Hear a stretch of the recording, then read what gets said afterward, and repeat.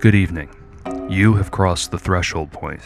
Behind you is the world you know, a world of sanity and certainty. Before you now is the vast, uncharted wilderness of the mind.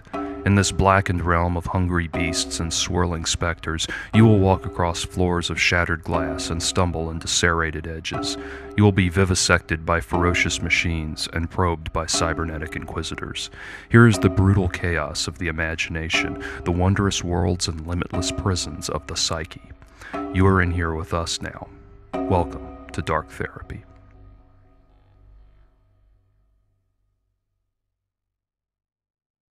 The entertainment portion of our day by Jordan Owen, copyright 2017, all rights reserved. Arthur Woden spent the first few moments after waking from the previous night's slumber by laying in bed for a few moments and appreciating the manner in which the light from the single bulb in the center of his ceiling illuminated the chamber. The manner in which certain portions of the room were visible while others became shadowed was a thing of great, though still mellow, fascination for him. He had occasionally asked his fellow workers if they also appreciated the pleasant effect of the light on the walls and found consistently that as far as they were concerned, day was the 12 hours when the light bulb in their chamber was on, and night was the 12 hours in which it was off, with no further thought to anything else on the matter. After a time, he sat up in bed and realized that his manhood was standing erect. The building requests a donation, he thought to himself, and stood, crossing his chamber to the receptacle on the wall where he inserted his penis, enjoyed the warm mechanical pumping that followed, and felt a throbbing moment of pleasure as he discharged into the socket. Now flaccid, he withdrew from the receptacle and went to the shower, turning on the hot water. He had tried at different times to inquire of his brothers if they ever found it pleasing to take a shower after donating from the penis. He had always enjoyed the way in which the aftermath of such discharging seemed to make the sensation of the water more relaxing, and felt, on some default level, the urge to ask his brothers if they enjoyed the sensation as well. The few he had asked had shuffled off, irritated and suspicious. After the shower, he felt a heaviness in his gut and sat down on the chair-like receptacle used for making donations of that variety. When that business was concluded, he stood and crossed the room to his desk, where he sat and waited for the day's first assignment. The work was pleasant, as it always was. A message tube rolled down the chute in front of his desk, where he would extract it, complete the required task, and place it back in the tube, then send it into the second chute, which was marked out and set next to the first chute. Today's work consisted of signing a number of forms filled out by Clemens from down the hall after checking to make sure that they were grammatically accurate. Clemens' reports consisted of critical observations on how to allocate resources among the sectors currently responsible for the care and maintenance of purple-bellied wumpuses. Arthur had no idea what a purple-bellied wumpus was, and wasn't sure Clemens did either. But the report was grammatically well-crafted, and that was as far as Arthur needed to consider the matter. Once the documents were reviewed, he placed them in the out chute and waited for further instructions. It was in waiting that Arthur Woden felt the moments of strain that made him stop and think.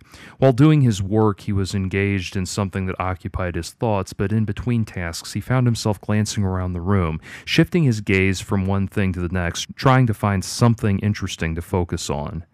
Interesting was a word that he had always been taught could only be correctly applied to his work, but it was difficult not to wonder if there were other interesting things out there.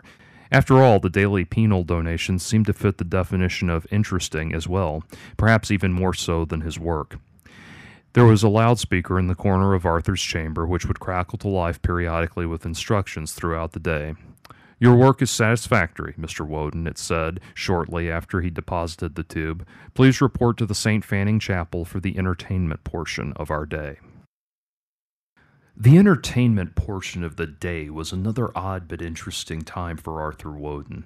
Upon completion of his work, he would be rewarded in two ways. The first would be a performance by one of his co-workers who had been selected as the artist, and then there would be the day's communal meal. The door to Arthur's room slid open, and he shuffled off down the hall, joining his brethren in the two lines that filed down each corridor toward the St. Fanning Chapel. The chapel was distinct from every other room in the building. Where the rest of the chambers were sharp, angular affairs, this was a space that was broad and circular, providing every attendee with an outstanding view of the stage. The men entered from one door and the women from another. It was always odd to see the women, that fundamental other that was the same as the men but somehow not. Their bodies were shaped differently. Glands hung from the top of their chests and swayed, much like their hips and buttocks as they walked. There were multiple receptacles for donations from the men set into the wall on either side of the chapel. For some reason, they were more inclined to donate while in the presence of the women. Outside of this brief period each day, there was no contact between the two types of person. Arthur wondered if any of his fellow workers found this puzzling. The entertainment portion of the day would feature one of the workers from some sector of the building who would perform some sort of routine for the enjoyment of the rest. This performer was referred to as an artist. Sometimes the artists were women, during which time donations to the wall receptacles would skyrocket for no apparent reason. But more often they were male, and the performances, though largely incomprehensible, would have a sort of relaxing, engaging effect on the onlookers.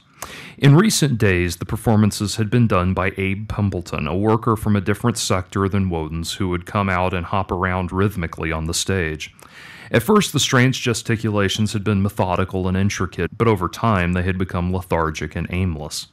Today, Abe Pimbleton was led out on stage by two guards, the workers who wore a red sash and always appeared on the rare occasions that special orders needed to be given. After the guards departed, a spotlight shone on Abe Pimbleton, and he began to gyrate. It wasn't an impressive performance. He was barely shaking his hips and moving his hands. For some reason, all the performers reached this point eventually and would become emaciated, trembling skeletons of their former selves. Abe Pimbleton's eyes were already listless and unfocused when they rolled back in his head, and he collapsed with an audible thud against the hard floor of the stage. All the performers eventually ended their run this way before never being heard from again. As the guards returned to drag the motionless Pimbleton from the stage, the voice from the loudspeaker returned, saying, "Thus concludes the entertainment portion of our day."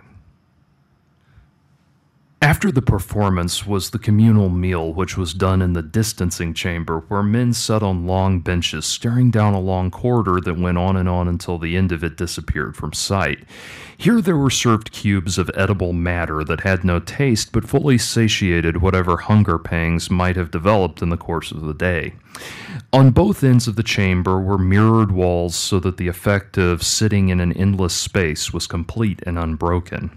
Arthur Woden sat on one of the vast sprawl of benches with his fellow workers on either side quietly munching away. To his left sat Hallstatt, a worker from down the hall.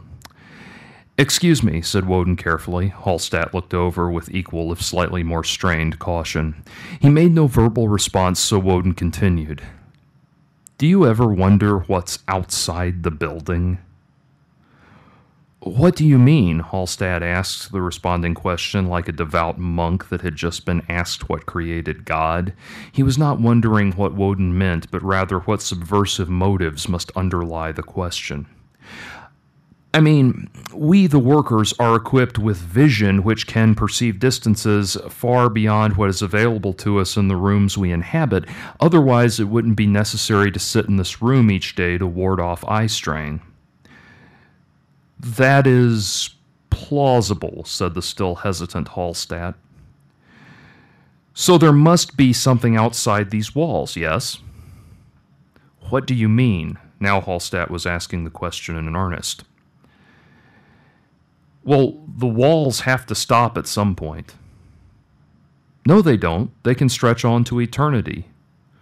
"No, they can't. Eternity can't be reached. That is what makes it eternal. There has to be a point at which the walls stop. And then what?" "Why are you asking?" "Well, surely you wonder what's out there beyond the walls." "I hadn't thought about it." "I think about it a great deal," replied Woden. "I often wonder what's out there. Do you ever feel like when we attend the entertainment portion of the day, what we're seeing is the output of a mind that wonders the same thing? Perhaps the essence of being entertained is precisely that, and—" "I do not wish to have this discussion!" bellowed Hallstatt suddenly, loud enough that workers on several other benches looked over worriedly. "My apologies," said Woden, shaken from his thoughts by the sudden outburst. Woden, Hallstatt, and the rest of the workers returned to the normal course of their day shortly thereafter, working again at their various tasks until it was once again time to donate to the receptacles, shower, and sleep. The normal course of Arthur Woden's day was interrupted the following morning when he awoke to the sight of two of his fellow workers, the same that had escorted Abe Pimbleton onto the stage in the St. Fanning's Chapel. They ordered him to rise and flanked him as he walked down the hall, which seemed cavernous when empty of his fellow workers. The guards led him through the St. Fanning's Chapel and up onto the stage, where they parted the back curtain to expose a door-sized metal panel. There was a whirring of mechanical sounds, and the panel slid back, revealing its interior to be a sparse elevator. One of the guards ordered Arthur into the tiny chamber, and he complied, glancing around nervously when the suspended chamber began to rise. The elevator finally opened, and Woden stepped out into a chamber like none he had encountered before. The ceiling was vast and limitless, filled with what seemed to be suspended clumps of steam. There was a single light which illuminated the entire chamber, but it shone so brightly that he could not look directly at it. "What you are seeing, Mr. Woden," said a voice from out of nowhere, "is called the sun. The area surrounding it is called the sky. Those intermittent puffs are called clouds. Beneath your feet is a substance known as soil from which blades of grass, those green protrusions, are growing. The overarching term for your current location is outside." The voice continued explaining all of this new terminology in its dulcet monotone until Woden was finally able to understand what he was seeing. He was outside the building, which meant his suspicions were true and there was a limit to the building. The building was finite, but this was not. The grassy pasture that stretched out in all directions was marked with trees and carefully sculpted flora whose plummy aromas warmed Woden to his very core. Woden walked carefully at first and then began to jog about the landscape, amazed at the open terrain that seemed to sprawl on forever. He learned quickly, however, that this was not the case. The grassland stopped at a hard right angle, beyond which was a misty void. The fog was dense, but through it Arthur could see the other towers, thousands of them, stretching out into the distance. They were cold gray structures with no attractive features save for the fact that each one had a rooftop garden just like the one on which Arthur now stood. On some of the closer ones he could make out figures that moved about them. "Do not venture further, Mr. Woden," continued the voice, "unless you want a high-impact lesson on gravitational pull." Arthur stepped back from the ledge and turned back in the direction of the voice. In the center of the garden was a single tree that stood apart from the rest. As Arthur approached, he found that there was a stone bench before which there was a computer monitor set into the trunk. The monitor was projecting a lazy shade of blue when Arthur approached, but it flickered to life as he came near. "Please sit, Mr. Woden," said the voice from the tree as the words it spoke appeared on the screen. Arthur sat and stared into the cathode rectangle. "I am the tree of real life, Mr. Woden. You will note that my voice is distinct from the voice you've been hearing direct in your day-to-day pursuits. It is important that this be the case. For the remainder of your life, you must know that you are set apart from the group. You are different. You are special. You are an artist, Mr. Woden. Our program is designed to screen for such people, and when they present themselves, bring them here, to this sanctuary. You had seen the performances by our previous artist, Pimbleton, yes, Mr. Woden?" "Of course," Arthur replied. "You have no doubt noticed that you seem to be more inquisitive about the world around you than your fellow inhabitants, yes, Mr. Woden?" "Yes, that is correct." "And you have, I'm sure, noticed that you tend to take certain pleasures in the appearance of things that is not shared by your fellow inhabitants." "Yes, I have." "Read this sentence aloud, Mr. Woden." Arthur read out loud the words which appeared on the screen. "A scream comes across the sky." "What did you think about that sentence, Mr. Woden?" Arthur started to reply, but the instructor continued unabated. "The word sky is one you just learned. Now imagine a scream coming across the sky. What would that sound like? A scream that echoes across such an endless space would be harrowing, wouldn't it? Can't you imagine it, Mr. Woden, beginning quietly in a far-off place, then hurtling towards you, becoming louder and more intense until it is just upon you? Here, read this paragraph. Another set of words filled the screen, and Arthur read aloud. It was the best of times, it was the worst of times. It was the age of wisdom, it was the age of foolishness. It was the epoch of belief, it was the epoch of incredulity. It was the season of light, it was the season of darkness. It was the spring of hope, it was the winter of despair. How does that strike you, Mr. Woden? Asked the speaker.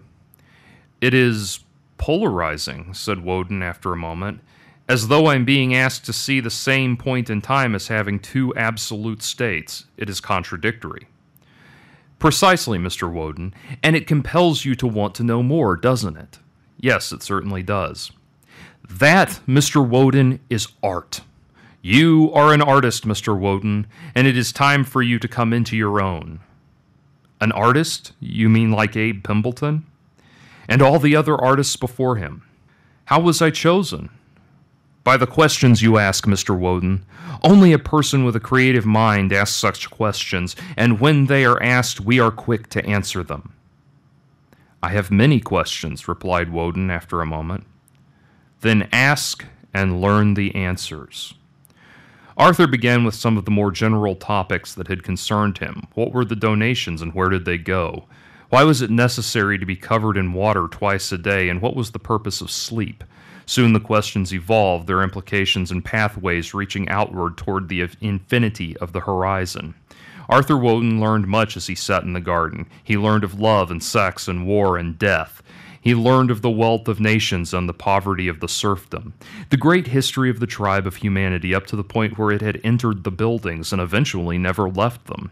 And through it all, there had been the writers, the actors, the musicians, the dancers, the sculptors, and all of the other creatives who made up humanity's triumph. And all of the other creatives who made up humanity's triumphs and struggles. And through it all, there had been the writers, the actors, the musicians, the dancers, the sculptors, and all of the other creatives who had made humanity's triumphs and struggles seem beautiful and captivating with their fascinating interpretations. After real day became real night and back again several times over, the tree of real life asked if Woden was prepared for his first performance. I don't know, said Woden. I'm actually rather hungry. Is it possible to get... No, replied the Tree of Life sharply. It was decided by your brethren long ago that no artist may eat. To eat food is to impede the true success of the artist, for the only true artist is the starving artist. So I just perform until I cannot any longer? That is correct. And then what happens? You die. We discussed that earlier, Mr. Woden. It is the point at which all life functions in an organism are brought to a halt. That doesn't sound very pleasant. It isn't. Then why must I be subjected to it? Because you're an artist, Mr. Woden, and artists must starve. Why? Because, Mr. Woden, an artist is a fundamentally unselfish person. When we discussed the history of religion earlier, we covered the topic of Catholic priests who renounce sexual indulgence for the sake of devotion to their God, yes? Yes. By the same token, Mr. Woden, the path to your artistic purity is abstinence from food up to and past the point of death. Just as the priest renounces sex in service to his God, so does the artist renounce food in service to the workers. Arthur Woden was confused, as he had often been over the last few days of his learning, but it gave him an idea for his first performance. He had to be able to get the idea across to his fellow workers somehow. The day of the first performance arrived, and Arthur Woden stepped out on the stage before his audience. He stood there for a time, taking in their faces, trying to see in them an ounce of sympathy or interest. The lack of response disgusted him and made it easier for him to carry out his first act. It was a simple act, one that would carry with it the grave injustice that had been visited upon him. He placed the tip of his thumb into his mouth and bit down hard, wincing for an instant at the sharp burst of pain. Nevertheless, blood surged forth from the newly created wound, and he held his hand high in the air, allowing his brothers and sisters to see the torrent that now ran through the palm of his hand and down his arm. He stood like that for a time, allowing them to watch him bleed and hoping they would understand. Surely there would be at least some who did, but the crowd remained silent until one voice in the back shouted, "Stop being a faggot!" The sentiment echoed in the chamber and was then repeated by other brothers and sisters until it became a cacophony that surged all around him like dissonant lightning. He left the stage amidst jeering shouts with his head hung low. It had not been a good performance. The loudspeaker crackled to life, declaring, "Thus concludes the entertainment portion of our day." "I don't know what I did wrong," he told the tree of real life. "I did what I thought would be well received. I created a visual metaphor for the injustice being visited upon me." Yes, you did, and you did it well. That was art, but they didn't understand it. So what should I do? You should keep creating, Mr. Woden. Keep creating until you give a performance that your audience will applaud you for. It is the greatest of sensations that an artist can experience, even greater than eating food. The word food stung Woden's brain, making him acutely aware of the waves of hunger that sloshed about inside him, but he put it aside and sat back down at the bench, determined to learn more about the arts that were his destiny. Nevertheless, the hunger spoke louder than the tree, modifying his thoughts on the next performance until he realized a possible solution. On the day of the next performance, Arthur Woden took the stage and, as before, regarded the audience for a moment. Their eyes seemed slightly more peeled, as though they were waiting for something, but were not sure what. "For my next performance," Arthur began in a voice that surprised even himself, "I shall require a volunteer from the audience." He waited a moment with no response and reevaluated the audience, realizing that volunteer was not a word they understood. "You," he said, pointing to a woman in the front row on the female side. She looked perplexed, but nevertheless rose to her feet and took the stage. Arthur evaluated her form. It was relatively young and shapely. His penis responded by becoming erect as he reached out and felt her large breasts. There were murmurs in the crowd as he pulled her face to his and they kissed. She allowed the intimacy but was clearly confused as to what was happening. "Lay on the floor," said Arthur. The woman complied, and when she was horizontal, Arthur knelt, spread her legs, and inserted his penis, finding it more difficult to enter than he had expected. The woman gasped when he finally pushed hard enough to penetrate, and breathed heavily for a few moments as he thrust in and out. After time, her gasps entered a deeper, more vocal timbre and became vaguely tinged with melodious hints of pleasure. It wasn't long before Arthur made a successful deposit and withdrew. "Stay there," he instructed the woman. She lay on the stage, staring at the ceiling catatonically as if not hearing him. Arthur stood and faced the audience, then bowed as they sprang to their feet in enthusiastic applause. There's more! There's more!" shouted Arthur excitedly over the din. "There's more! Please, be seated!" The audience returned to their seats, excited to see what would happen next. Arthur turned back to the woman who was still regarding him with suspicion. He walked over to where her head lay, pushed her face over with his foot so that it faced the audience, and then stomped down as hard as he could on her throat. Unlike the films he'd seen, there was less of a dramatic snapping of the bone and more of a dull thud as her head bounced on the floor, but nevertheless, he took his foot away to find that a blackened bruise on her throat was now expanding malignantly as she hacked up blood. Her hands and legs were shaking with tiny spasms, but were otherwise motionless. Arthur looked back to the crowd and saw they were leaning in, watching with rapt attention as he knelt before the wheezing woman. He felt her neck until he found the jugular vein and bit down hard. The flesh was tougher than he'd expected, and he had to gnash for some time before the skin began to give.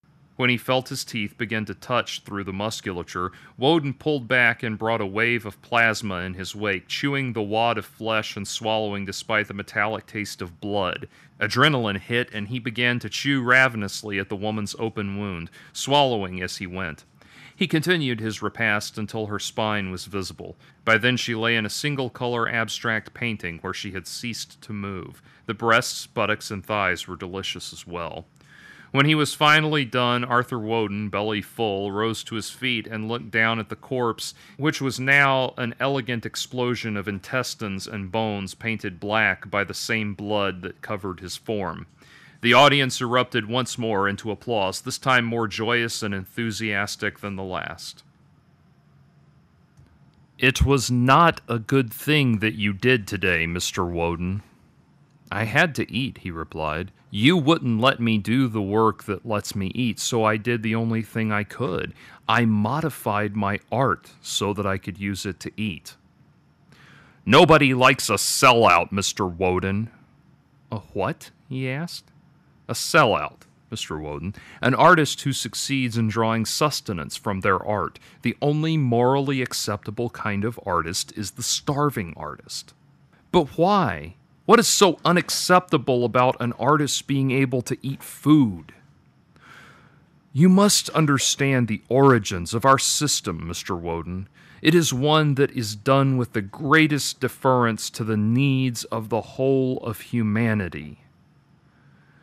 "You are an analytical man, Mr. Woden, and therefore you must understand that a system whose foundational principles are rooted in the highest form of moral virtue shall, invariably, produce results which satisfy the aims of that virtue.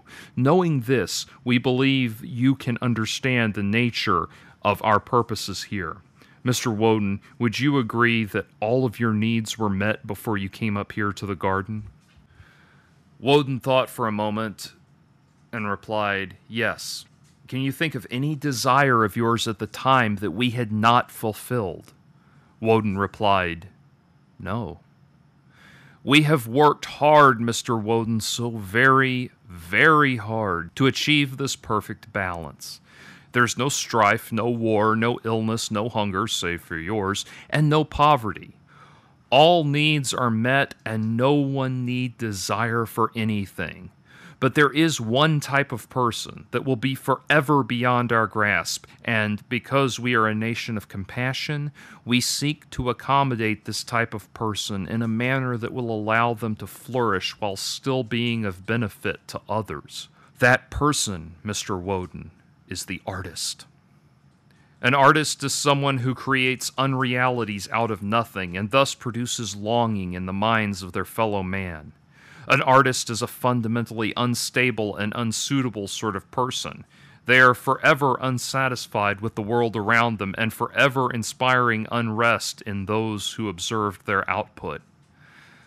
They are horrible people who don't deserve to live, but because we are compassionate, we have created a place for them in the building, a place where they can be as horrible and disgusting as they want with minimal damage to their brethren. That is why you are here, because you are the most horrible sort of person that has ever lived, Mr. Woden. But because we love even you, the sinner, we will allow you to service your brethren in the only way you know how, by entertaining them. There was a time before the building, Mr. Woden. You know that and we know that, but your brethren cannot comprehend it. They are good because their thoughts don't create unpleasantness in the minds of their brethren. But not the artist. The artist is constantly seeing things from angles not noticed by their brethren, and this creates discomfort and is thus evil. But yes, there was a time before the building. You are correct about that. In that time, men and women stumbled through the world trying to make sense of it all, and they often came together, as you have seen here in the archives, and made things. They made buildings, they made children, they made food, they made things that made them happier, and happiness is that strange elation you have known in studying here at the archives. But that happiness was forever fleeting. It could not be sustained, so it had to be replicated, and it was the necessity of that replication that gave us the artist. When brethren lived as tribes, it was the strongest and the fittest who battled ferocious beasts and came home with meat for the tribe and recollections of their conquests to share with their fellow tribesmen. Then one of the huntsmen, who could not bring home any meat, began to tell lies so that the tribe would forget about his failings and take pity on him for his incompetence. Soon the stories became more and more elaborate, to the point that the tribesmen would give the liar food just for telling lies. Soon men learned that they could profit off telling a fascinating lie, and so the story took shape.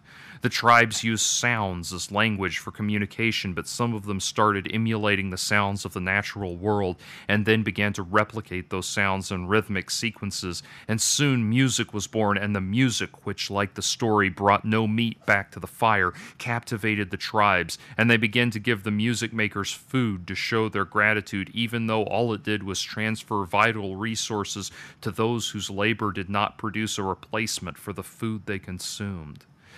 Then there were the painters, the tribesmen who mixed blood, earth, and dung into a paste and smeared it on the walls of their caves, creating primitive pareidolia that entranced the productive, food-bearing tribesmen.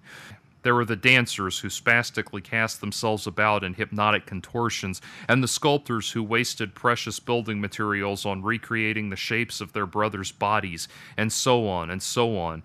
Even as men evolved out of the jungle and into civilization, the twisted wizardry of the artists continued. Savage throat singing became lavish symphonies, and fireside tall tales became epic poems. Art, that great bastion of mankind's lecherous addiction to mental masturbation, became an industry. As civilization evolved an understanding of money as a tool of exchange, so the artists came to demand money in exchange for their performances. And woe to the hypnotized multitudes that bought into that scam. Money that should have been spent on the necessities of living was squandered on entertainment. Those with enough restraint to commit money to food and shelter first would still break their backs with additional labor just to have money to buy books and watch movies and listen to musical recordings. For millennia, the artists were able to get away with their scam, taking money and things of value and giving nothing of sustenance in return, and the population at large believed that it was their solemn duty to pay out over and over again for their next hit of the fleeting sense of satisfaction that came from the consumption of the arts. Then, one day, a great man, the one we now celebrate as Saint Fanning, saw a means to beat back at the horrible vermin that were artists. He found a way to acquire and share recorded media without payment to the artists, and, praise his holy name, he opened the door to humanity's liberation. There were artists that attempted to fight him. They were led by a demonic entity known as the Ulrich, but they eventually fell in defeat. Humanity had seen the truth, that the artists deserved nothing in exchange for their hypnotic deceptions, that the artist was, at their core, a liar, and liars deserved none of the food shared by the rest of the tribe.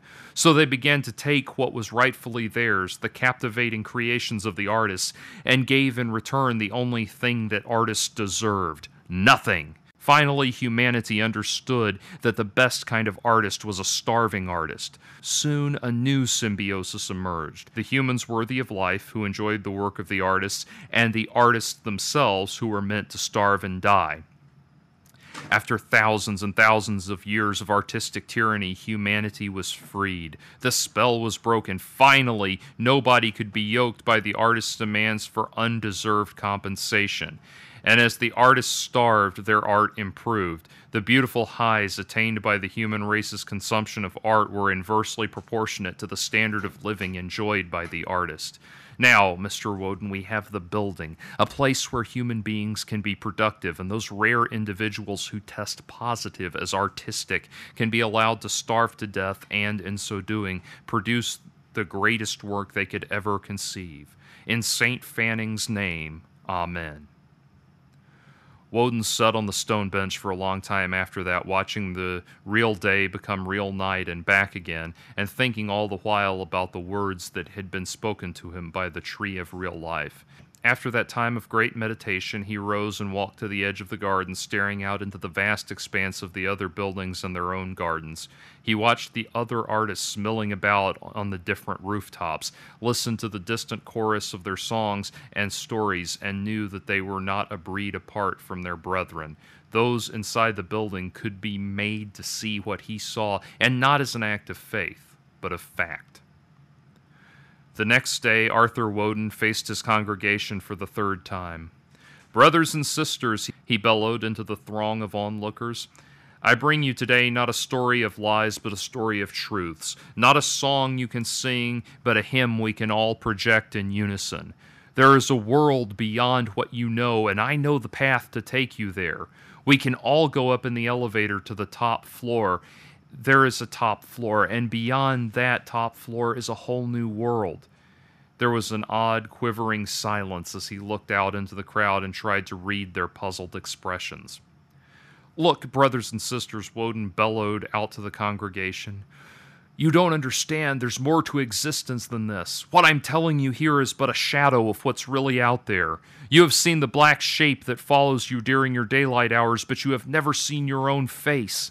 There is a whole world out there, far, far outside the walls, and yes, the walls do stop. And when they do, there's a room without walls that extends in every direction. The ground is soft and rolling, not hard and flat. The ceiling is so high that the tallest man cannot touch it.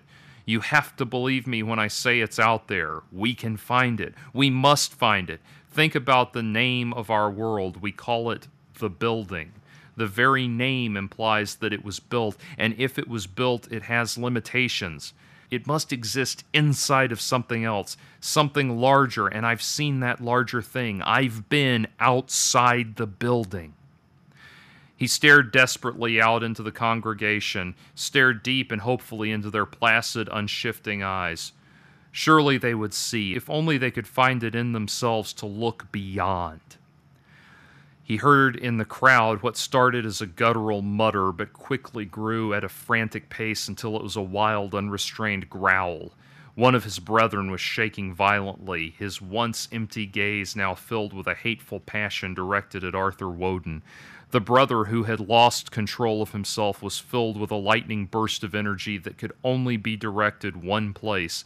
The raging seizure filled one brother, then two sisters, then another brother, then 5 men and 3 women, then 7 men and 5 women. Soon the madness had spread across the assembly hall, and all his fellow workers were shaking in rabid abandon. The more stable ones rose from their seats and ran towards the stage, while those completely consumed by the sudden fury went charging over the rows of seats like savage animals. The mob was on him in an instant, and he was slammed down against the floor hard enough to make his vision double. The pain of the fall was the plate onto which the buffet table of his evisceration was piled. He felt his scrotum being bitten off, and one of the brethren howled at the ceiling with the testicular cables dangling from his gnashing teeth. They held him in place, though he couldn't bring himself to fight back. 10 of them on either side pulled at his arms until they were ripped away, sending arterial geysers in the wake and drenching the frenzy with a crimson downpour.